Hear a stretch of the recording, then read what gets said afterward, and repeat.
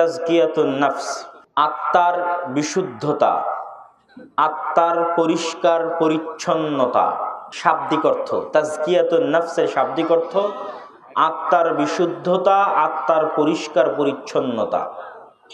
রাসূলুল্লাহ সাল্লাল্লাহু আলাইহি ওয়াসাল্লামের আত্মাকে সিনা, বুক কেটে, যেটাকে আমরা বাংলায় বলি, উর্দুতে বলি সিনা চাক করা, রাসূল সাল্লাল্লাহু আলাইহি ওয়াসাল্লামের বুক কেটে তার আত্মা কলিজা বের করে জমজমের পানি দিয়ে পরিষ্কার পরিচ্ছন্ন করে পুনরায় সেটা রাসূল সাল্লাল্লাহু আলাইহি ওয়াসাল্লামের বুকের মধ্যে স্থাপন করে সেলাই করে দেওয়া হয়, যার দাগ রাসূল সাল্লাল্লাহু আলাইহি ওয়াসাল্লামের বুকে ছিল।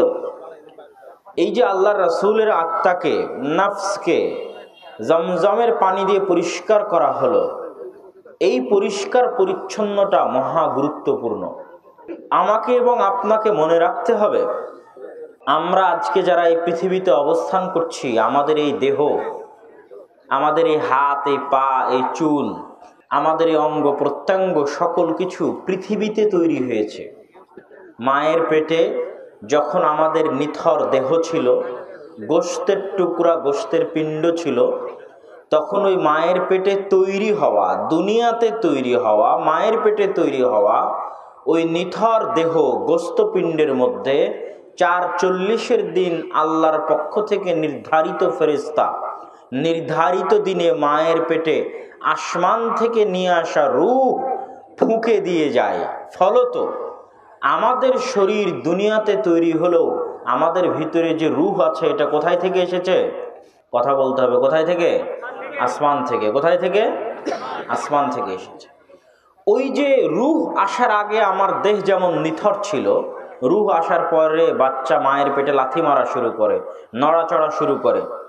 আবারও এক নির্ধারিত দিনে, এক নির্ধারিত সময়ে, আবারও এক নির্ধারিত ফেরেশতা আমাদের এই দুনিয়াতে তৈরি হওয়া 50, 60, 20, 30 বছরে বড় হওয়া এই দেহের ভিতর থেকে আসমানি ওই রূহকে বের করে নিয়ে চলে যাবে।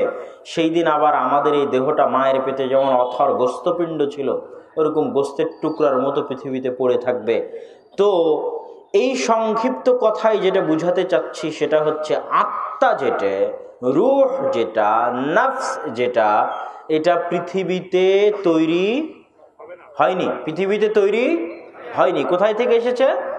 আসমান থেকে এসেছে।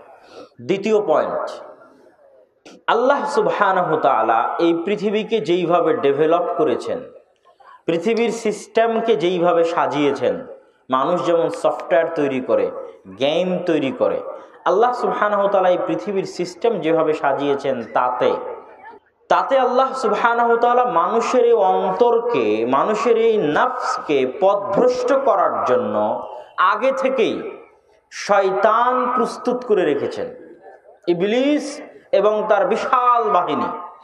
আর এই ইবলিস এবং বিশাল বাহিনীকে আল্লাহ ক্ষমতা দিয়েছেন যে তারা আমাদের এই নফসকে কন্ট্রোল করতে পারবে। আল্লাযী ইউওয়াসওয়িসু ফি সুদুরিন নাস, সবার মুখস্থ আছে সূরা নাসের মধ্যে। ওই শয়তান থেকে পরিত্রাণ চাই, যেই শয়তান মানুষের অন্তরে, মানুষের হৃদয়ে, মানুষের নফসে ওয়াসওয়াসা দিতে পারে। আমি আপনাকে যদি কোনো কথা বলতে চাই, কানে কানে বলতে হবে। আমার এই ক্ষমতা নাই যে ডাইরেক্ট আপনার অন্তরের মধ্যে একটা কথা দিয়ে দিব, এই পাওয়ার আমার নাই, আমার স্ত্রীর নাই, আমার ছেলের নাই, আমার মেয়ের নাই, আমার বাপের নাই, আমার মায়ের নাই। এই ক্ষমতা পৃথিবীর কারো নাই যে আমার অন্তরে আপনি একটা কথা দিবেন অথবা আমি আপনার অন্তরে দিব, পসিবল নয়। হয় আমাকে কলমে লিখে আপনাকে চিঠি লিখতে হবে, না হয় টেক্সট করতে হবে, না হয় মুখে বলতে হবে, যেটা কান দিয়ে, ব্রেন দিয়ে ভিতরে প্রবেশ করবে। আর আল্লাহ শয়তানকে এই ক্ষমতা, এই পাওয়ার দিয়েছে যে শয়তান আমাদের নফসকে কন্ট্রোল করতে পারে।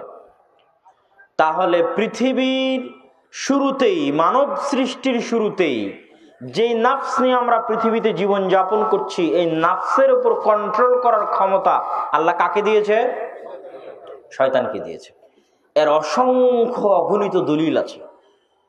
কেন আমাদের আত্মাকে পরিশুদ্ধ করতে হবে তার প্রয়োজনীয়তা বলতে গিয়ে আগের ভূমিকা স্বরূপ বলে নিচ্ছে।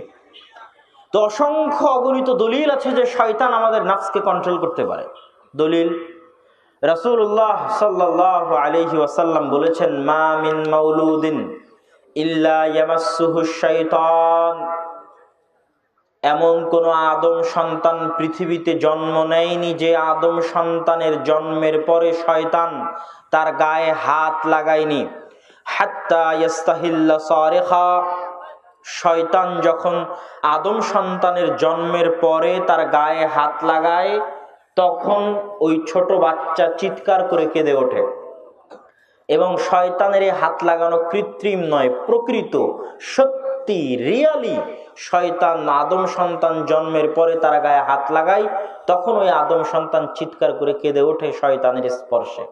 রাসূলুল্লাহ সাল্লাল্লাহু আলাইহি ওয়াসাল্লাম বলছেন, ইল্লা মারিয়াম ওয়া ইবনুহু ঈসা, তবে মারিয়াম এবং তার সন্তান ঈসা আলাইহিস সালাতু ওয়াস সালামের জন্মের পরে শয়তান তাদের গায়ে স্পর্শ করেনি।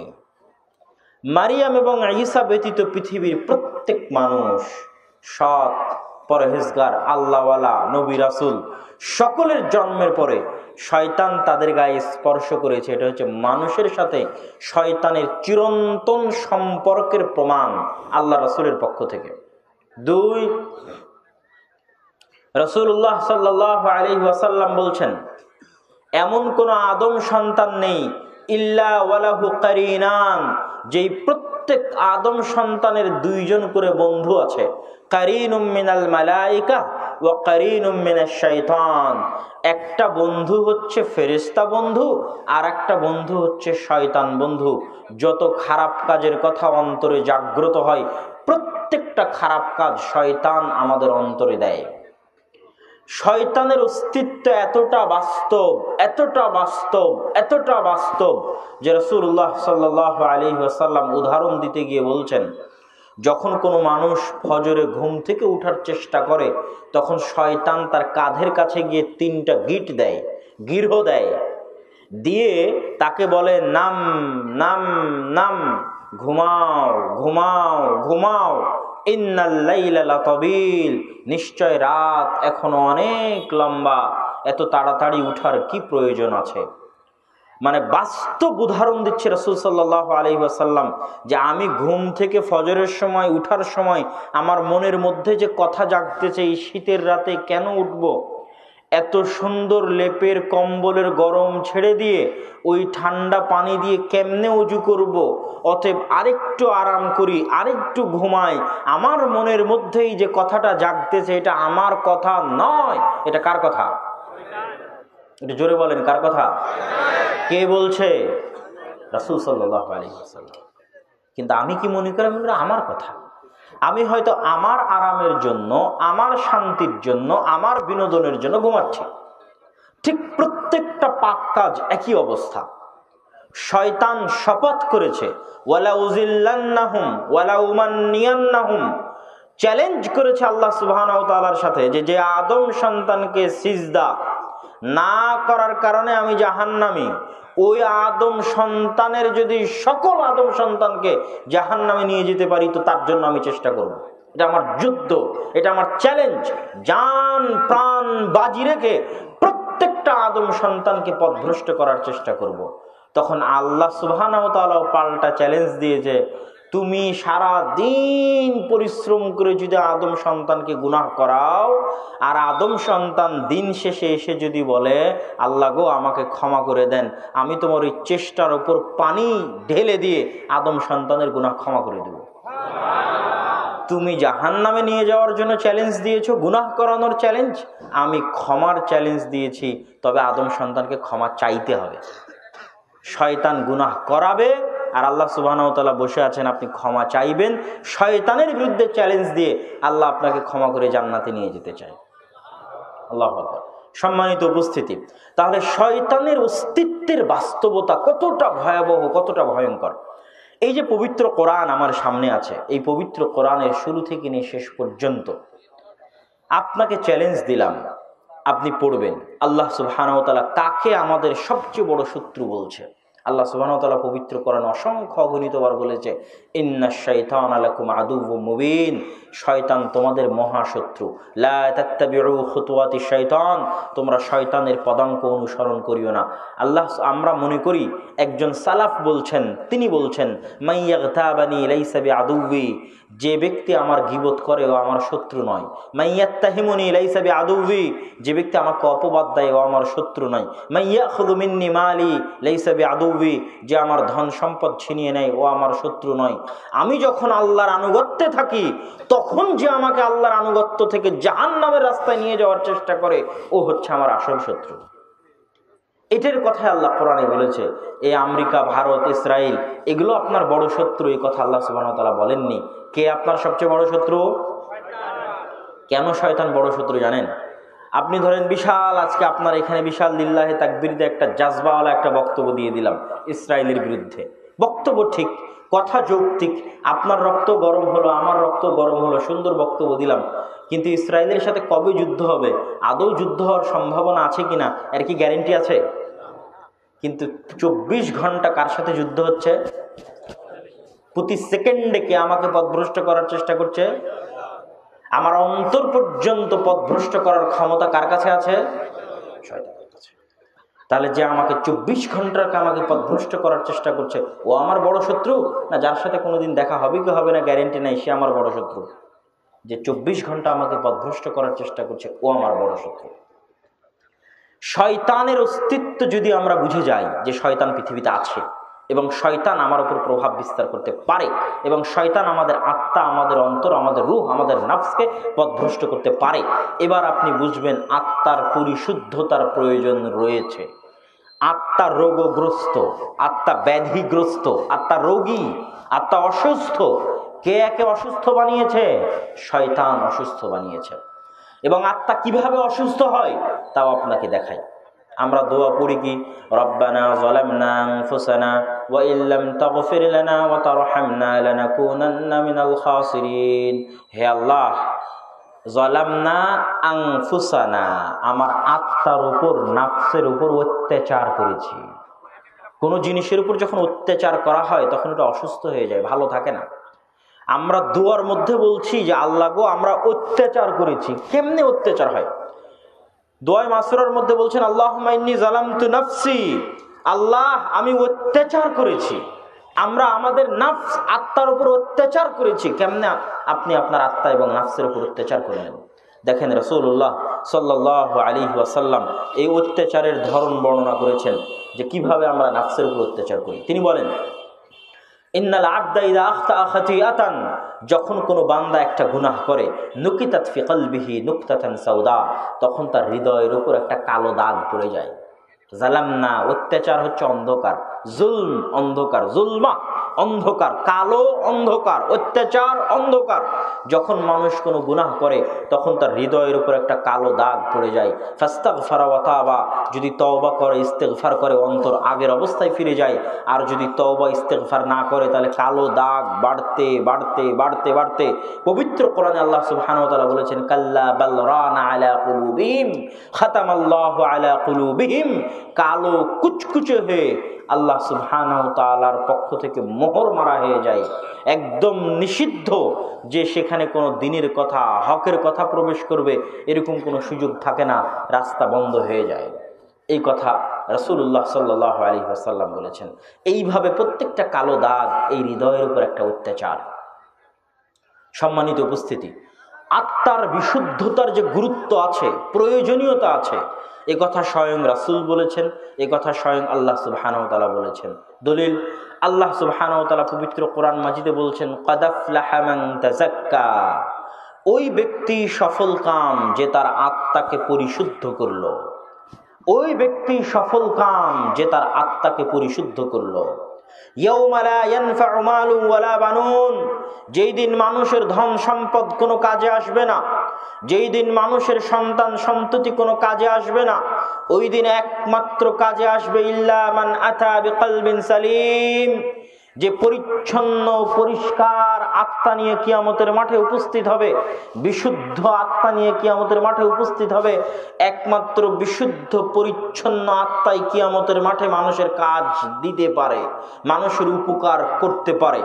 রাসূলুল্লাহ সাল্লাল্লাহু আলাইহি ওয়াসাল্লাম বলছেন, আলা ইন্না ফিল জাসাদি মুদগাতুন, শুনে রাখো হে দুনিয়ার মানুষ, এই পুরো শরীরটা যদি একটা সেনাবাহিনী হয়, এই হাত একটা সেনা সদস্য, এই হাত একটা সেনা সদস্য, চোখ একটা সদস্য, নাক একটা সদস্য, কান একটা সদস্য, এগুলো যদি বিশাল সেনাবাহিনীর এক একটা সদস্য হয়, তাহলে এদের প্রধান সেনাপতি হচ্ছে তোমাদের বুকের ভিতরে থাকা একটা গোস্তপিণ্ড। ফাইন সালুহাত সালুহা সাইরুল জাসাদ, যদি এই গোস্তপিণ্ডটা সৎ হয়ে যায়, পরিষ্কার পরিচ্ছন্ন হয়ে যায়, তাহলে বাকি যে সদস্য আছে এরাও ঠিক হয়ে যাবে। আর এটা যদি কলুষিত হয়, নোংরা হয়, অপরিষ্কার অপরিচ্ছন্ন ময়লা হয়ে যায়, তাহলে বাকি অঙ্গ প্রত্যঙ্গ কোনোদিন ঠিক থাকতে পারবে না। কেননা বাকি অঙ্গ প্রত্যঙ্গ এই হৃদয়ের কথাই চলে, এর আদেশে চলে, এর অনুসরণে চলে। অতএব তোমাদের জন্য জরুরি কর্তব্য হচ্ছে এটাকে পরিচ্ছন্ন করা, এটাকে পরিশুদ্ধ করা, এটাকে প্রশিক্ষিত করা। সম্মানিত উপস্থিতি, আল্লাহ সুবহানাহু ওয়া তাআলা পবিত্র কোরআন মাজিদে মানুষের আত্মার পরিশুদ্ধতার গুরুত্ব বলতে বলতে এই পর্যায়ে বলেছেন যে রাসূলকে পাঠানোই হয়েছে সাহাবীদের আত্মাকে বিশুদ্ধ করার জন্য। আল্লাহ রাসূলের আত্মা তো আল্লাহ জিবরাইল দিয়ে জমজমের পানি দিয়ে পরিষ্কার করে দিলেন, সাহাবীদের আত্মাকে কে বিশুদ্ধ করবে? রাসূল সাল্লাল্লাহু আলাইহি ওয়াসাল্লাম বিশুদ্ধ করবেন। যেমন আল্লাহ সুবহানাহু ওয়া তাআলা পবিত্র কোরআন মাজিদে বলছেন, হুয়াল্লাযী বা'আসা ফিল উম্মিয়িনা রাসূলা, সেই সত্তা যিনি তোমাদের মধ্যে রাসূলকে প্রেরণ করেছেন। কেন জানো?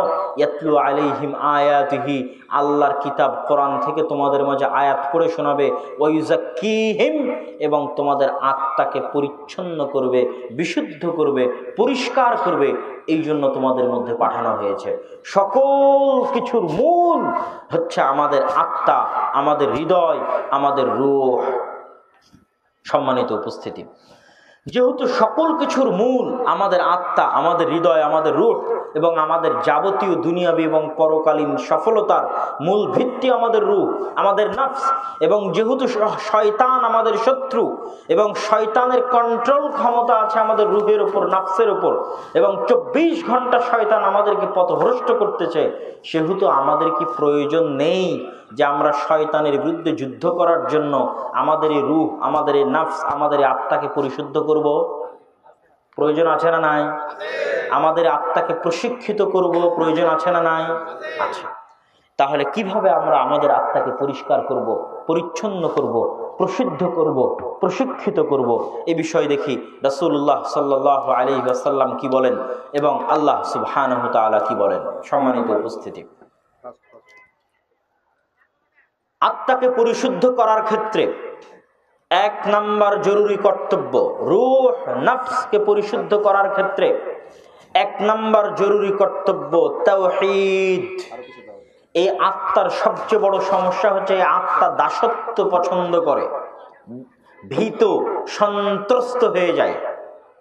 কেননা আল্লাহ সুবহানাহু ওয়া তাআলা আমাদের ভীত করে সৃষ্টি করেছেন। ইন্নাল ইনসানা খুলিকা হালুআ, মানুষ হচ্ছে ভীত জীব, সন্ত্রস্ত জীব। যেহেতু আমরা ভীত সন্ত্রস্ত, এই জন্য আমরা দাসত্ব গ্রহণ করি খুব দ্রুত, এবং পৃথিবীর প্রতিটা মানুষই, প্রতিটা আত্মাই দাস, গোলাম। কিভাবে? যেমন আপনাকে যদি বলি যে এই চাকরিটা হারাম চাকরি, ছাড়তে হবে, আপনি বলবেন যে হারাম চাকরি ছাড়ে যদি বেতন বন্ধ হয়ে যায়, ইনকাম বন্ধ হয়ে যায়, আমার ছেলে মেয়েকে আমি খাওয়াবো কি? তাহলে আপনি দাস, গোলাম, সৎ সাহস নেই। আপনার হৃদয় বিক্রি হয়ে গেছে কিসের কাছে? টাকার। কিসের কাছে? টাকার কাছে। বলেন মুখে দাড়ি রাখলে চাকরি বাদ হয়ে যাবে, তাহলে রিজিকের ভয়ে আপনি দাড়ি কেটে ফেলেছেন। তাহলে এই যে ভীত সন্ত্রস্ততা, এই যে দাসত্ব, এই দাসত্বটা হচ্ছে টাকার কাছে দাসত্ব, হীনম্মন্যতা। এরকম প্রত্যেকটা লেভেলে আমাদের অন্তরে দাসত্ব আছে। যেমন আমি ক্ষমতা ছাড়তে পারছি না, কেন? আমি হচ্ছে ক্ষমতার দাস, গোলাম। আবু বকর রাদিয়াল্লাহু তাআলা আনহু এরকম শত দাসত্বের উপরে ছিলেন। তিনি 100 বার ক্ষমতা ছাড়তে রাজি, 100 বার ক্ষমতা গ্রহণ করতে রাজি, যদি রাসূলুল্লাহ সাল্লাল্লাহু আলাইহি ওয়াসাল্লাম এবং পবিত্র কোরআনের কোনো আদেশে হেরফের হয়, ওই ক্ষমতায় উনি থাকতে ইচ্ছুক নন। কেননা উনি গোলাম বা দাস নন, ওইভাবে তার আত্মাকে উনি পরিশুদ্ধ করেছে। আমরা কেউ মোবাইলের গোলাম, কেউ ফেসবুক, ইউটিউব, টুইটারের গোলাম, কেউ বিড়ি সিগারেটের গোলাম, কেউ মদের গোলাম, কেউ জুয়ার গোলাম, কেউ খেলা দেখার গোলাম, কেউ ভিডিও গেমের গোলাম। যেইটা ছাড়া মনে হয় যে আমি বাঁচতে পারি না, অথচ ওটা ক্ষতিকর, তারপরেও আমি করছি, তো নিশ্চিত জেনে রাখবেন আমি ওটার গোলাম। তাহলে আমাদের এই অন্তরের মধ্যে দাসত্ব আছে। সবচেয়ে বড় দোষ, সবচেয়ে বড় ত্রুটি যেটা শয়তান আমাদের অন্তরে বিস্তার করে রেখেছে, সেটা যে শয়তান কোনো না কোনোভাবে চায় যে আমরা তার গোলাম হই, আমরা তার দাস হই, তার দাসত্ব গ্রহণ করি। ইবাদুশ শয়তান, সব শয়তানের দাসত্ব গ্রহণ করুক, এটা শয়তান চায়। তাহলে প্রথম মুক্তি আপনার এই আত্মাকে দিতে হবে, দাসত্ব থেকে মুক্তি দিতে হবে। এই রূহকে পৃথিবীর সকল দাসত্ব থেকে আজাদ করতে হবে, অনেক উপরে উঠাতে হবে। যত উপরে উঠলে টাকাকে আর টাকা মনে হয় না, যত উপরে উঠলে ক্ষমতাকে আর ক্ষমতা মনে হয় না, যত উপরে উঠলে পৃথিবীর কোনো বাধাকে আর বাধা মনে হয় না, যত উপরে উঠলে পৃথিবীর কোনো শক্তিকে আর শক্তি মনে হয় না, যত উপরে উঠলে পৃথিবীর কোনো কিছুকেই আল্লাহ সুবহানাহু ওয়া তাআলার জাত এবং সিফাতের সামনে তুচ্ছ থেকে তুচ্ছ তুল্য মনে হয়, এবং নিজেকে পৃথিবীর তখন মানুষ সকল কিছুর উপরে নিয়ে যেতে পারে, পৃথিবীর সকল ক্ষমতার উপরে, সকল সৃষ্টিজীবের উপরে, সকল বস্তুর উপরে, সকল কিছুর উপরে উঠে যায়। কেননা তখন ও তার আত্মাকে দাসত্ব থেকে আজাদি দেয়, দাসত্ব থেকে মুক্তি দেয়। সেটা হচ্ছে তাওহীদ, কালিমাতু লা ইলাহা ইল্লাল্লাহ। তবে অনুধাবন করে বুঝে, সবাই তো কালেমা পড়েছে, তারপর গোলাম।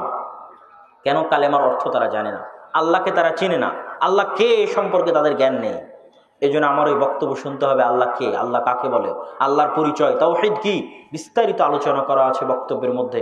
সেটা শুনলে আপনি আপনার আত্মাকে শয়তানের দাসত্ব এবং পৃথিবীর আর যত শয়তানের অস্ত্রপাতি আছে, এই যে মদ, জুয়া, নারী, টাকা পয়সা, ধন দৌলত, ক্ষমতা, রুজি রুটির ভয়, এগুলো সকল দাসত্ব থেকে আপনি উপরে উঠবেন।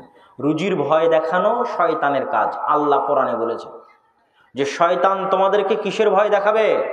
রুজির ভয় দেখাবে। কেন? আমরা দুর্বল। তাহলে প্রথম আমার আত্মাকে মুক্তি দিতে হবে শয়তানের দাসত্ব থেকে, টাকা পয়সার দাসত্ব থেকে, নারীর দাসত্ব থেকে, ক্ষমতার দাসত্ব থেকে, মোবাইলের দাসত্ব থেকে, ভিডিও গেমের দাসত্ব থেকে, ফেসবুক ইউটিউবের দাসত্ব থেকে, জুয়ার দাসত্ব থেকে, যাতে আমি নিজের ইচ্ছা মতো, নিজের সিদ্ধান্ত মতো কিছু করতে পারি। আমার নিজের সিদ্ধান্ত আমার কন্ট্রোলে থাকে না, তাহলেই তো আমি দাস। 1 ঘন্টা পার হওয়ার পর মাথায় বাড়ি দিচ্ছি, কখন এটা ভিডিও গেম খেলা শুরু করেছিলাম, সারাদিন পার হয়ে গেল, তাহলে তো আমি কন্ট্রোলের বাইরে চলে গেছি, মানে আমি দাস হয়ে গেছি, গোলাম হয়ে গেছি। সম্মানিত উপস্থিতি, এবার দ্বিতীয় পয়েন্ট, যেটা আমাদের আত্মাকে পরিশুদ্ধ করবে, প্রশিক্ষিত করবে, শয়তানের বিরুদ্ধে লড়াই করতে সহযোগিতা করবে, সেটা হচ্ছে সালাত। এটা শুনলে মানুষের কাছে আশ্চর্য লাগে। সিরাজগঞ্জে বক্তব্য শেষ করে বের হলাম, একজন ভাই আমাকে বলছে যে আব্দুল্লাহ ভাই, আপনার সাথে আমার পার্সোনাল একটু কথা আছে, একটু আড়ালে বলতে হবে। বলেন। আমি একটু আড়ালেই গেলাম। তো উনি আমাকে বললেন যে তিনি অনেক গুনাহে লিপ্ত, তার মধ্যে অবৈধ সম্পর্ক, জেনার সম্পর্কে তিনি লিপ্ত। এটার থেকে তিনি বাঁচতে চান, কেমনে বাঁচবেন জানা নেই।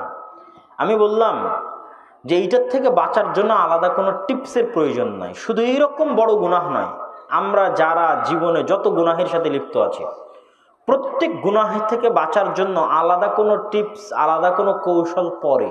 আমি বললাম, আপনি কি 5 ওয়াক্ত সালাত জামাতে আদায় করেন? বললেন না, 5 ওয়াক্ত সালাত জামাতে আদায় করা হয় না।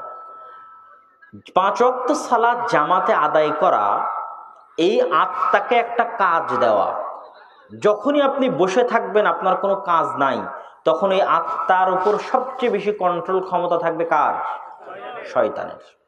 তাহলে যখন কোনো কাজ নাই, অলস বসে আছে, তখন তো ওকে শয়তান গ্রেফতার করবেই। কিন্তু এই জন্য রাসূলুল্লাহ সাল্লাল্লাহু আলাইহি ওয়াসাল্লাম বলেছেন যে কেউ যদি টানা 40 দিন 5 ওয়াক্ত সালাত জামাতে তাকবীরে তাহরিমার সাথে আদায় করে, তাহলে ওর আত্মা মুনাফিকি থেকে মুক্ত, জাহান্নামের আগুন থেকে মুক্ত। কেন? এটা একটা প্রশিক্ষণ, অনেক বড় প্রশিক্ষণ।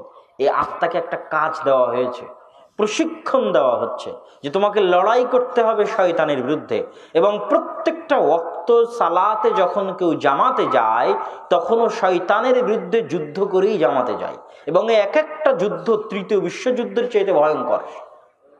এক একটা যুদ্ধ, যখন আজান হবে, আজান থেকে নিয়ে জামাত পর্যন্ত 15-20 মিনিট সময়ে প্রত্যেকটা ওয়াক্তে এত অসংখ্য কাজ শয়তান আপনার ব্রেনে, আপনার মনে, আপনার মাথার উপর, আপনার স্ত্রী এসে একটা বলছে, ছেলে এসে একটা বলছে, আপনার মনের মধ্যে আর একটা চলছে, আর 2 মিনিট যাই না, এটা আগে করি না, আচ্ছা কালকে থেকে শুরু করব, এই ওয়াক্ত না হয় মিস দেই। অসংখ্য বাধা শয়তান আপনার মনের সামনে দাঁড় করাবে, যাতে আপনার আত্মাকে দিয়ে আপনি কোনো কাজ না করাতে পারেন। অলস বসে থাক, অলস বসে থাকলে ওই আত্মাকে কাজে লাগানো শয়তানের জন্য সহজ হয়। তাহলে এটা তৃতীয় বিশ্বযুদ্ধের চেয়ে ভয়ঙ্কর।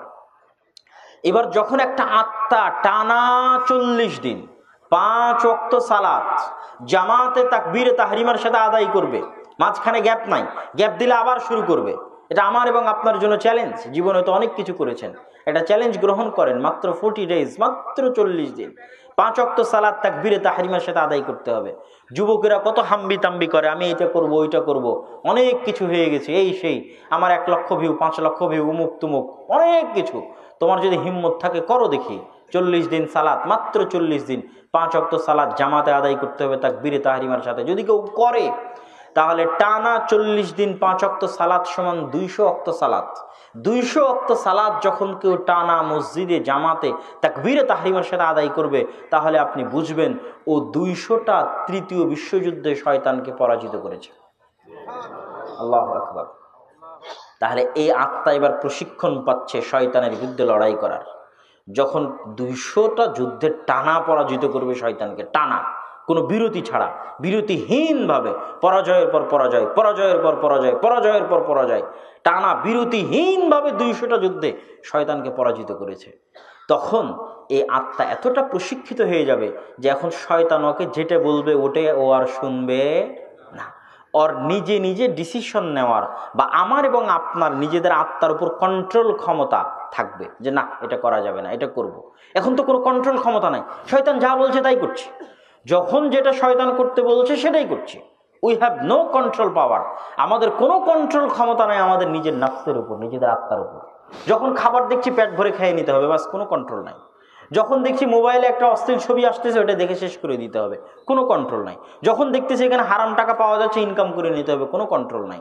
যখন দেখতেছি এখানে বিড়ি সিগারেট আছে খাইয়ে ফেলে দিতে হবে, কোনো কন্ট্রোল নাই। যখন দেখতেছি এখানে একটা মেয়ের মোবাইল নাম্বার পাওয়া যাচ্ছে ফোন দিয়ে গল্প করতে হবে, কোনো কন্ট্রোল নাই। তাহলে প্রত্যেকটা পদক্ষেপে শয়তান আমাকে যে অর্ডার দিচ্ছে, আমি বিনা দ্বিধায় বিনা চিন্তায় শয়তানের রাস্তায় চলতেই আছি। আর শয়তান ততক্ষণ পর্যন্ত আরামে চালাতেই পারবে যতক্ষণ আপনি আত্মাকে কোনো কাজ না দিবেন। তাহলে আপনি যে গুনাহের সাথেই থাকেন, পৃথিবীর যত বড় গুনাহের সাথে থাকেন, আপনার সবচেয়ে বড় পথ হচ্ছে ওই গুনাহ থেকে বাঁচার। সেটা হচ্ছে গুনাহগুলো হচ্ছে কেন? আপনার আত্মার উপর কোনো কন্ট্রোল ক্ষমতা নেই। এই জন্য কন্ট্রোল ক্ষমতা নাই কেন? আত্মা কোনোদিন শয়তানের বিরুদ্ধে একটা যুদ্ধ জয়লাভ করেনি, তো কি কন্ট্রোল ক্ষমতা থাকবে? তাহলে আত্মাকে জয়লাভ করাতে হবে কি? গুনাহ থেকে বিরত থাকার মাধ্যমে না, ওটা পরে। আগে কাজ কর, তারপরে। গুনাহ থেকে বিরত থাকা অনেক পরে, আগে তুই কর কাজ। কোনো কাজই তো নাই, কি করবে? তো একটাই কাজ আল্লাহ সুবহানাহু ওয়া তাআলা এই জন্য দিয়েছে, সেটা হচ্ছে 5 ওয়াক্ত সালাত। এইটাই একটা কাজ। এইটা যদি করার মধ্যে কেউ থাকে তাহলে আত্মাকেও আদেশ মানাতে পারতেছে, ইউ হ্যাভ ডু। এই আত্মা এটা করতে হবে, কিন্তু এখন ফজরের নামাজ পড়তে হবে, এখন জোহরের নামাজ পড়তে হবে। এই যে অর্ডার, ও আপনার অর্ডার মানতেছে, আস্তে আস্তে ওকে আপনি কাজ করাচ্ছেন।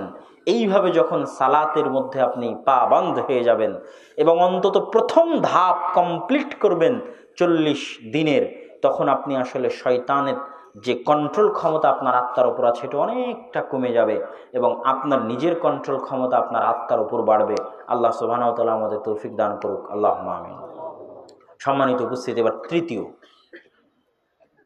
তৃতীয় পদ্ধতি, আত্মাকে প্রশিক্ষিত করার, প্রশিক্ষণ দেওয়ার, পরিশুদ্ধ করার। তৃতীয় কাজ বলার আগে মাঝখানে আরেকটা কথা বলিনি, যে ইসলামে যত হুকুম আহকাম আছে সব হুকুম আহকাম দিন শেষে আত্মাকে পরিশুদ্ধ রাখার জন্য। সব হুকুম আহকাম দিন শেষে আত্মাকে ক্লিন রাখার জন্য। যেমন সিয়াম, রমজান মাসের রোজা, এটা একটা প্রশিক্ষণ। না খেয়ে থাকতে হবে, গুনাহ বিরত থাকতে হবে, এটা একটা প্রশিক্ষণ।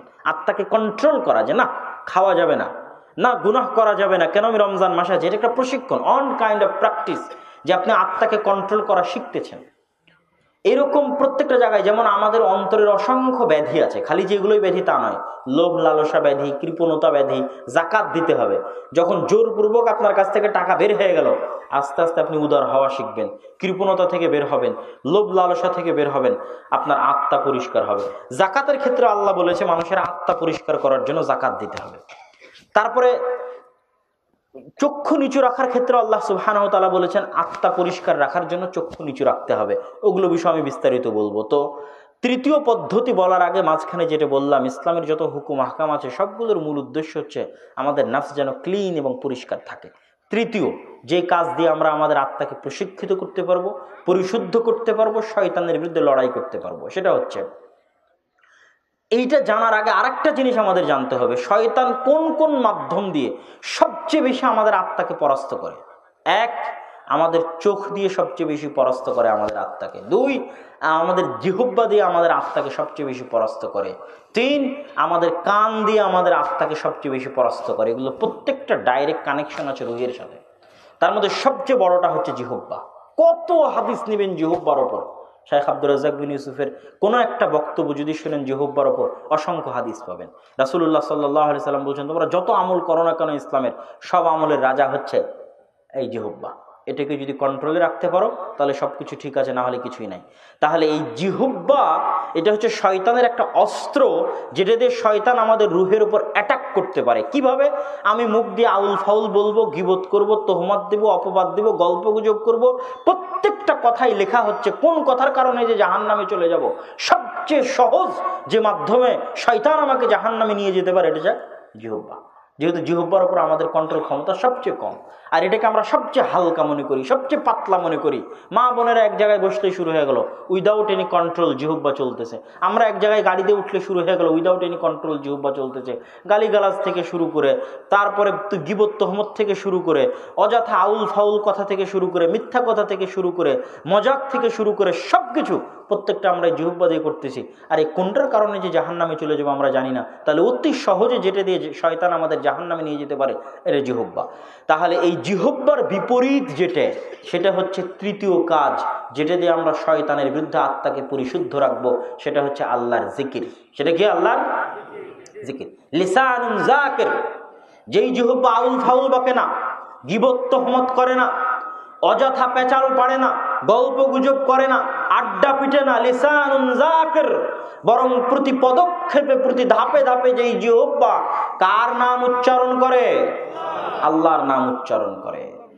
তাহলে প্রতি ধাপে ধাপে আল্লাহর নাম উচ্চারণ করার বিরুদ্ধে শয়তানের কি সম্পর্ক? আশ্চর্য হবেন। রাসূলুল্লাহ সাল্লাল্লাহু আলাইহি ওয়াসাল্লাম যত দোয়া দিয়েছেন, প্রত্যেকটা দোয়াকে উনি শয়তানের সাথে কানেক্টেড করেছেন। প্রত্যেকটা দোয়া। আমি আপনাকে একটা একটা করে উদাহরণ দিই। রাসূলুল্লাহ সাল্লাল্লাহু আলাইহি সাল্লাম বলছেন, ইযা দাখালা আহাদুকুম ফি বাইতি, যখন তোমাদের কেউ বাড়িতে প্রবেশ করে তখন যেন বলে আসসালামু আলাইকুম। আসসালাম আল্লাহর নাম। যদি আসসালামু আলাইকুম বলে বাড়ি থেকে শয়তান পালাবে। যদি আসসালামু আলাইকুম না বলে শয়তান বলবে বাড়ি তোমাদের থাকার জায়গা, খাওয়ার জায়গা। তাহলে সালাম দেওয়ার সাথে কাকে সম্পৃক্ত করলেন আল্লাহ রাসূল? কাকে সম্পৃক্ত করলেন? শয়তান। এটা একটা ধাপ। বাড়িতে প্রবেশ করা আমার জীবনের একটা ধাপ, ওটার মধ্যে আল্লাহর জিকির সংযুক্ত করা হয়েছে। আসসালামু আলাইকুম বলার সাথে শয়তানের সম্পর্ক, কেননা শয়তান আমাদের রূহ, নফস, আমাদের আত্মা কন্ট্রোল করতে পারে। ইযা আকালা আহাদুকুম লাম ইয়াযকুর ইসমাল্লাহ, যখন তোমাদের কেউ খায় যদি বিসমিল্লাহ বলে শয়তান খাবে না, যদি বিসমিল্লাহ না বলে ওর সাথে শয়তান খাবে। তাহলে খাওয়া এটা আমাদের জীবনের একটা কাজ, একটা ধাপ। ওই ধাপে আল্লাহর নাম উচ্চারণ করতে বলা হচ্ছে লিসানুন যাকির। ওই জিহ্বা যে আল্লাহর নাম স্মরণ করে ধাপে ধাপে। আল্লাহর নাম স্মরণ করাকে কার সাথে সম্পৃক্ত করা হলো? শয়তানের সাথে। টয়লেটে প্রবেশ করবে আল্লাহুম্মা ইন্নী আউযু বিকা মিনাল খুবুসি ওয়াল খাবাইস, কার থেকে বাঁচতে? শয়তান থেকে বাঁচতে। স্ত্রীর সাথে যাচ্ছে, সাংসারিক জীবনে দোয়া পড়বে বিসমিল্লাহি আল্লাহুম্মা জান্নিবনা শাইতান ওয়া জান্নিবি শাইতানা মা রাযাকতানা, কার থেকে বাঁচতে? শয়তান থেকে বাঁচতে। যেন পেটে যে সন্তান আসবে সেটাকে যেন শয়তান ক্ষতিগ্রস্ত করতে না পারে। সন্তানকে কোলে নিবে, কোলে নিয়ে কি দোয়া পড়বে? আউযু বিকালিমাতিল্লাহি তাম্মা মিন কুল্লি শাইতানিন ওয়া হাম্মা ওয়া মিন কুল্লি আইনিন লাম্মা। কার থেকে বাঁচতে? ওই ছোট বাচ্চাকে কার থেকে বাঁচাতে? শয়তান থেকে বাঁচাতে। কত নিবেন? ইসলামের প্রত্যেকটা ধাপে ধাপে যে দোয়া শেখানো হয়েছে, প্রত্যেকটা দোয়া কার থেকে বাঁচতে শেখানো হয়েছে? শয়তানের থেকে বাঁচতে শেখানো হয়েছে। তাহলে আমাদের তৃতীয় কাজ, যদি আমাদের আত্মাকে শয়তানের কন্ট্রোল থেকে বাইরে রাখতে চাই, নিজের কন্ট্রোলে রাখতে চাই, তাহলে জীবনের প্রতিটা ধাপে যে দোয়াগুলো রাসূল সাল্লাল্লাহু আলাইহি ওয়াসাল্লাম শিখিয়ে দিয়েছেন, ওই প্রতিটা দোয়া আমরা যত বেশিভাবে আমাদের জীবনের মধ্যে সম্পৃক্ত করব, শয়তানের কন্ট্রোলের বাইরে আমরা ততটা চলে যাব এবং আমার আত্মা স্বাধীন থাকবে, আমরা স্বাধীন থাকব। সম্মানিত উপস্থিতি, একজন রাশিয়ান জাদুকর, আল্লাহু আলাম তার কথা সত্য মিথ্যা কতটুকু, কিন্তু হাদিসে তো প্রমাণ হয়। একজন রাশিয়ান জাদুকরের একটা ভিডিওতে সে বলছে যে যখন আমরা কোনো জাদু করি, তখন যেই সমস্ত মুসলমানেরা 5 ওয়াক্ত সালাত আদায় করে এবং এই যে প্রতি ধাপে ধাপে জিকির করতে অভ্যস্ত, আল্লাহর নাম উচ্চারণ করতে অভ্যস্ত, এদের শরীরের চারি সাইডে এমন একটা অদৃশ্য অবয়ব, এমন একটা অদৃশ্য দুর্গ, এমন একটা অদৃশ্য পাহারা, যে কোনো জাদু, কোনো বদনজর, কোনো শয়তানের আক্রমণ, কোনো কিছুই ওটা ভেদ করে ভিতরে প্রবেশ করতে পারে না। একই কথা রাসূলুল্লাহ সাল্লাল্লাহু আলাইহি সাল্লাম বলেছেন। কিন্তু জাদুও শয়তানের, বদনজরও শয়তানের, কুদৃষ্টিও শয়তানের, অন্তরের উপর ওয়াসওয়াসাও শয়তানের। কি বলছেন রাসূলুল্লাহ? কেউ যদি ঘুমায় আর আয়াতুল কুরসি পড়ে, আল্লাহর পক্ষ থেকে একটা ফেরেশতা সকাল পর্যন্ত গার্ড দিবে যেন শয়তান আর কোনো ক্ষতি করতে না পারে।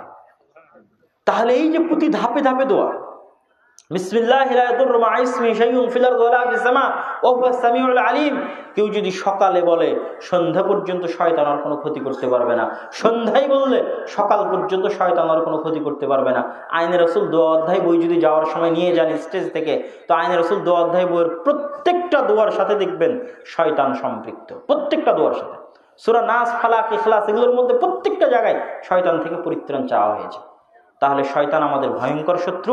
শয়তান থেকে বাঁচতে 1 নাম্বার তাওহীদ, 2 নাম্বার সালাত, 3 নাম্বার কি বলেন তো? জিকির। 3 নাম্বার কি? কেননা শয়তানের সবচেয়ে বড় অস্ত্র জিহ্বা। এই জিহ্বাকে এখন শয়তানের বিরুদ্ধে প্রয়োগ করতে হবে। আউল ফাউল বকা বন্ধ, গল্পগুজব বন্ধ, গীবত তোহমত বন্ধ, তাহলে শয়তান বিপদে। জিহ্বা এখন কি কাজে লাগবে? বাড়িতে প্রবেশ করলে আসসালামু আলাইকুম, খেতে বসলে বিসমিল্লাহ, বাড়ি থেকে বের হলে বিসমিল্লাহি তাওয়াক্কালতু আলাল্লাহ লা হাওলা ওয়ালা কুওয়াতা ইল্লা বিল্লাহ, গাড়িতে উঠলে সুবহানাল্লাযী সাখখারা লানা হাযা ওয়া মা কুন্না লাহু মুকরিনিন ওয়া ইন্না ইলা রাব্বিনা লামুনকালিবুন। স্ত্রীর কাছে গেলে এটা, নতুন জামা কিনলে এটা, নতুন কাপড় পরলে এটা, বাড়ি থেকে বের হলে এটা, টয়লেটে প্রবেশ করলে এটা, টয়লেট থেকে বের হলে এটা। প্রত্যেক ধাপে ধাপে আমি শয়তানের বিরুদ্ধে যুদ্ধ করতেছি। কি দিয়ে? লিসানান যাকির। শয়তানের বিরুদ্ধে একটা অদৃশ্য দুর্গ তৈরি করতেছি, অদৃশ্য বুদ্ধ তৈরি করতেছি, অদৃশ্য বর্ম গায়ে ধারণ করতেছি, যে অদৃশ্য বর্ম দুর্গকে ভেদ করে পৃথিবীর কোনো শক্তি, পৃথিবীর কোনো শয়তানি শক্তি, কোনো কুদৃষ্টি, কোনো বদনজর, কোনো জাদুটোনা, কোনো কিছু, শয়তানের কোনো ওয়াসওয়াসা যদি কেউ প্রতিনিয়ত পড়তে থাকে, লিসানুন যাকির, ভেদ করে তার অন্তরে প্রভাব সৃষ্টি করা শয়তানের পক্ষে, কুদৃষ্টির পক্ষে, বদনজরের পক্ষে, জাদুটোনার পক্ষে অসম্ভব, ইম্পসিবল। সম্মানিত উপস্থিতি, তাহলে মোটামুটি আমরা যেই বিষয়গুলোর আলোচনা করলাম আমাদের আত্মাকে পরিশুদ্ধ করার জন্য, এবার বক্তব্যের শেষের দিকে এর চাইতেও গুরুত্বপূর্ণ কথা আছে। সেটা হচ্ছে আমাদের আত্মার আর এক ধরনের যে রোগগুলো আছে, যেই রোগগুলোর কথা যাকাতের আলোচনার মধ্যে সংক্ষিপ্ত করে বললাম, ওই রোগগুলো থেকে পরিষ্কার রাখাও আত্মাকে পরিষ্কার রাখা। সেটা কি? আপনার যদি রাগ হয় প্রচুর, তাহলে রাগ আত্মার রোগ, আপনি অসুস্থ। যে প্রচন্ড রাগী, ও যখন রাগান্বিত অবস্থায় আছে, অসুস্থ। আপনার যদি অন্তরে হিংসা থাকে, তাহলে হিংসা আপনার অন্তরের অসুস্থতা। আপনি হিংসুটে মানে আপনি একজন মানসিক রোগী। আপনার অন্তরে যদি ঈর্ষা বিদ্বেষ থাকে, তাহলে আপনি একজন মানসিক রোগী, আপনার অন্তর অসুস্থ হয়ে গেছে।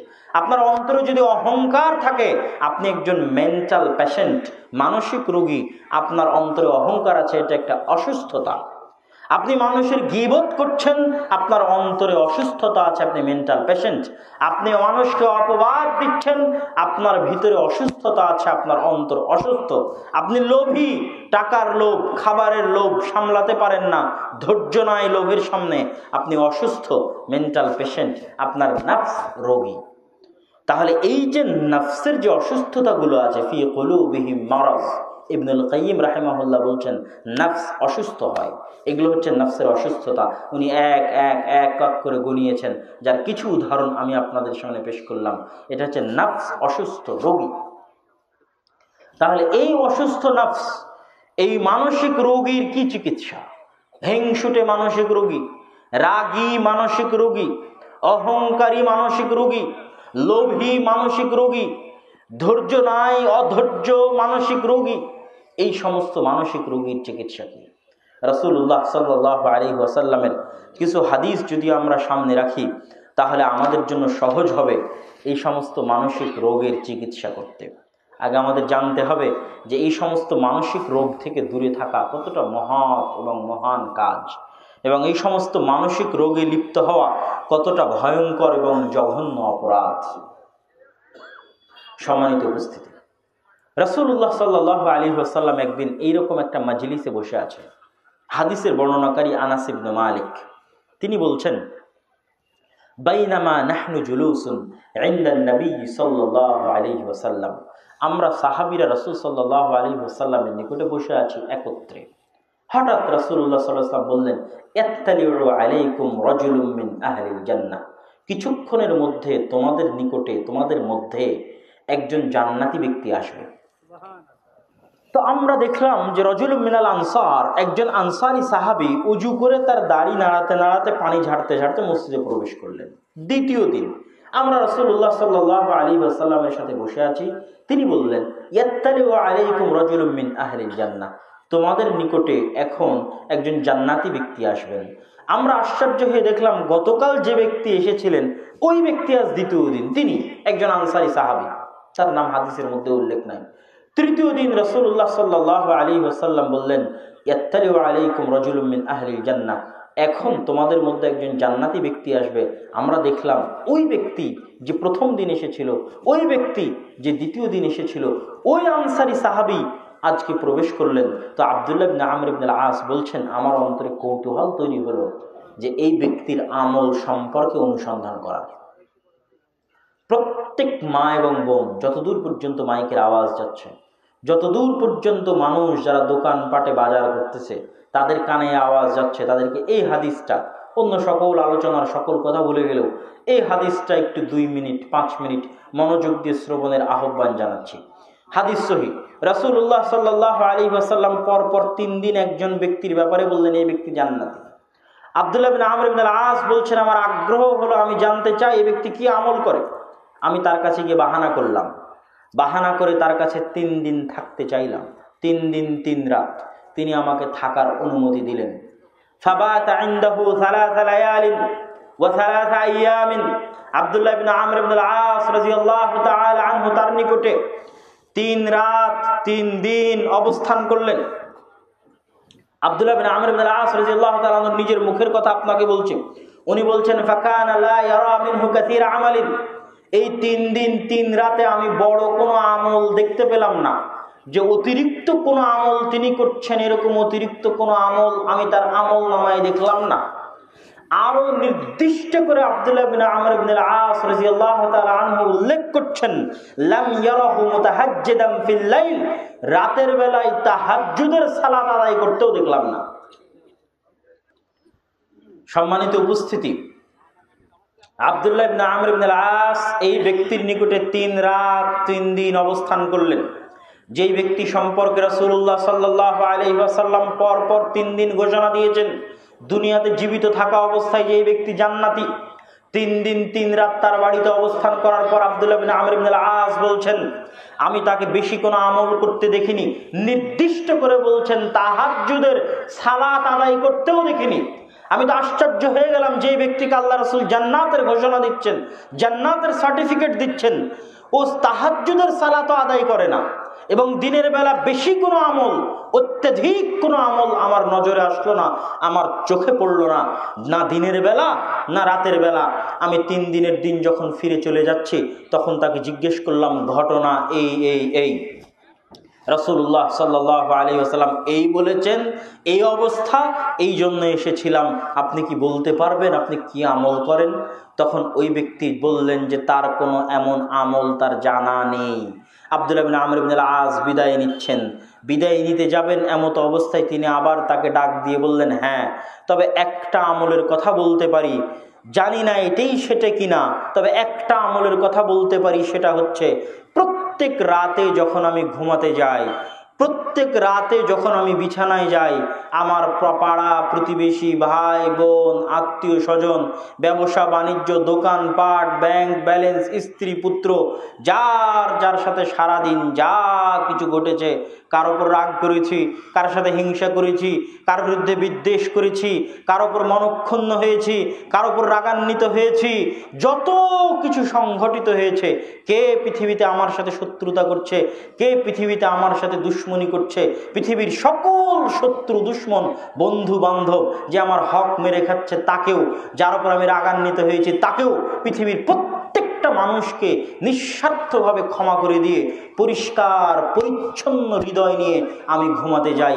আব্দুল্লাহ বিন আমর বিন আল আস বলছেন, এটাই সেটা যে পরিষ্কার পরিচ্ছন্ন হৃদয়ের কারণে দুনিয়াতে থাকতেই রাসূল সাল্লাল্লাহু আলাইহি ওয়াসাল্লাম আপনার জান্নাতের ঘোষণা দিয়েছে। এটার কথাই আল্লাহ সুবহানাহু ওয়া তাআলা পবিত্র কোরআন মাজিদে বলেছেন, লা ইয়ানফাউ মালু ওয়ালা বানুন ইল্লা মান আতা বিকলবিন সালিম। ধন সম্পদ কাজে দিবে না, সন্তান সন্ততি কাজে দিবে না, কলবে সালিম, পরিচ্ছন্ন হৃদয়, পরিষ্কার আত্মা। প্রত্যেক মা বোন, প্রত্যেক ভাই বোন যারা মানসিক রোগী, হিংসুটে, বিদ্বেষী, রাগান্বিত, পরশ্রী কাতর, লোভী, প্রত্যেকের উচিত রাতে ঘুমাতে যাওয়ার সময় পৃথিবীর সকল মানুষকে নিঃস্বার্থভাবে নিশ্চিন্ত হৃদয়ে ক্ষমা করে দেওয়া। জেনে রাখেন, পরিষ্কার পরিচ্ছন্ন হৃদয় ছাড়া মানুষ জান্নাতে যাবে না। যদি জান্নাতের হকদার হয়েও যায়, আল্লাহ তাকে জোর করে পরিষ্কার পরিচ্ছন্ন করবে। রাসূলুল্লাহ সাল্লাল্লাহু আলাইহি ওয়াসাল্লাম বলছেন, ইখলাসুল মুমিনুনা ইয়াউমাল কিয়ামাহ, কিয়ামতের দিন মুমিনদেরকে যখন পুলসিরাত থেকে নাজাত দিয়ে দেওয়া হবে, নিজ নিজ আমলের জোরে পুলসিরাত পার হয়ে যাবে। সবাই জানেন, পুলসিরাত পার হয়ে যাওয়ার পর মুমিনদেরকে বাধা দেওয়া হবে। ইহবাসুন, কোথায় বাধা দেওয়া হবে? ইনদাল কান্তারা, আর একটা ব্রিজ, আর একটা নদী তাদেরকে অতিক্রম করতে হবে, ওখানে তাদেরকে বাধা দেওয়া হবে। কেন? ইউকাসসু বাইনাহুম মাযালিম আল্লাতী কানাত ফিদ দুনিয়া। ওই কান্তারার মধ্যে এই সমস্ত জান্নাতি মুমিনদের হৃদয়ে যে বিদ্বেষ ছিল, হালকা পাতলা, কারো বিরুদ্ধে যদি হিংসা থেকে থাকে, কারো বিরুদ্ধে যদি রাগ থেকে থাকে, ক্ষোভ থেকে থাকে, এই সামান্য হিংসা নিয়ে তাকে জান্নাতে যেতে দেওয়া হবে না। এই সামান্য বিদ্বেষ নিয়ে তাকে জান্নাতে যেতে দেওয়া হবে না। জান্নাত রোগী, মানসিক রোগীদের জন্য নয়, জান্নাত পরিষ্কার পরিচ্ছন্ন হৃদয়ের অধিকারীদের জন্য। এই জন্য আল্লাহ ওখানে একটা নদী বানিয়েছেন, ওই নদীতে গোসল করে প্রত্যেক মুমিনের হৃদয়কে বাধ্যতামূলক পরিষ্কার পরিচ্ছন্ন করা হবে। এবং জান্নাতে কোনো মুমিনের প্রতি কোনো মুমিনের কোনো হিংসা, কোনো মুমিনের প্রতি কোনো মুমিনের কোনো রাগ, কোনো মুমিনের প্রতি কোনো মুমিনের কোনো বিদ্বেষ কিছুই থাকবে না। সকল হিংসা বিদ্বেষ মুক্ত অবস্থায়, পরিষ্কার পরিচ্ছন্ন অবস্থায় জান্নাতে প্রবেশ করতে হবে। তাহলে তার ফজিলত কত বেশি যে দুনিয়াতে থাকতেই পরিচ্ছন্ন হৃদয় নিয়ে বিদায় নেবে। আল্লাহু আকবার। জান্নাতে পরিচ্ছন্ন হৃদয়ের অধিকারী মানুষ ছাড়া প্রবেশ করতে পারবে না। সম্মানিত উপস্থিতি, আমি আমার বক্তব্যের শেষের দিকে চলে এসেছি। আবারও আপনাদের সামনে বক্তব্যের সারমর্ম পেশ করি। তাজকিয়াতুন নাফস, আত্মা পৃথিবীতে তৈরি হয়নি, আসমান থেকে এসেছে। আত্মার উপর কন্ট্রোল ক্ষমতা আছে শয়তানের, দলিল দিয়েছে অসংখ্য। শয়তান 24 ঘন্টা পথভ্রষ্ট করছে আত্মাকে, অথবা আত্মাকে রক্ষা করতে হবে। কেমনে রক্ষা করব? প্রথমে তাওহীদ দিয়ে আত্মাকে মুক্তি দিতে হবে দাসত্ব থেকে। দ্বিতীয়ত সালাত দিয়ে আত্মাকে প্রশিক্ষিত করতে হবে। টানা 40 দিন 5 ওয়াক্ত সালাত জামাত, এটা সবচেয়ে বড় কোর্স আত্মাকে প্রশিক্ষিত করার শয়তানের বিরুদ্ধে যুদ্ধের। তৃতীয়ত জিকির। শয়তানের 3টা রাস্তা বলেছিলাম, চক্ষু, কান এবং জিহ্বা। জিহ্বা সবচেয়ে বড় রাস্তা, এই জন্য শয়তানের বিরুদ্ধে সবচেয়ে বড় যুদ্ধটা হবে জিহ্বা দিয়ে। শয়তান চাইবে আমি আউল ফাউল বকি, গীবত তোহমত করি, অপছন্দনীয় কথা বলি, রাজনীতির কথা বলি, এই সেই করি। এগুলো বন্ধ করে দিয়ে শয়তান অকেজ অচল। এবার জিহ্বা দিয়ে শুধু আল্লাহর জিকির হবে, লিসানুন যাকির। তাহলে শয়তানের আপনাকে জাহান্নামে নিয়ে যাওয়ার অনেক বড় রাস্তা বন্ধ হয়ে গেছে। এইরকম আমাদের চক্ষুকে পরিষ্কার করা, কানকে পরিষ্কার করা, এগুলো প্রত্যেকটা রাস্তা ডাইরেক্টলি কানেক্টেড উইথ নাফস, সরাসরি আমাদের নাফসের সাথে কানেক্টেড। শয়তানের এই ষড়যন্ত্র, শয়তানের এই ঘাট, মাকাইদ আর শয়তান, শয়তানের এই ষড়যন্ত্রগুলো থেকে বেঁচে আমরা যদি আমাদের আত্মাকে পরিশুদ্ধ, পরিষ্কার, পরিচ্ছন্ন করতে পারি, আল্লাহ সুবহানাহু ওয়া তাআলা আমাদেরকে অবশ্যই জান্নাত দিবেন। এবং আল্লাহ সুবহানাহু ওয়া তাআলার কাছে আমরা সেই কামনাই করি, আল্লাহ সুবহানাহু ওয়া তাআলা আমাদের সকলের আত্মাকে তাজকিয়া, মুজাক্কা, নাকি, তাকি, পরিষ্কার পরিচ্ছন্ন করার এবং আমাদের প্রত্যেকের আত্মাকে জাকি, তাকি এবং নাকি হওয়ার তৌফিক দান করুক, আল্লাহুম্মা আমিন। সম্মানিত উপস্থিতি, আল জামিয়া সালাফিয়া, রূপগঞ্জ, নারায়ণগঞ্জ, দোসরা তেসরা মার্চ। জানি না আপনারা রাজশাহীতে গেছিলেন কিনা, না গিয়ে থাকলে পরবর্তীতে যাওয়ার চেষ্টা করবেন। দোসরা তেসরা মার্চ রূপগঞ্জ, নারায়ণগঞ্জ সালাফি কনফারেন্স এবং দিনাজপুরে কনফারেন্স আছে 3রা ফেব্রুয়ারি। যদিও এটা আপনাদের এখান থেকে দূরে হতে পারে, তবে যেটাতে আপনাদের পক্ষে সম্ভব হবে সেটাতে অংশগ্রহণ করবেন। এই আহ্বান রেখে আজকের সংক্ষিপ্ত বক্তব্য এখানেই শেষ করছি। আসসালামু আলাইকুম ওয়া রাহমাতুল্লাহি ওয়া বারাকাতুহু।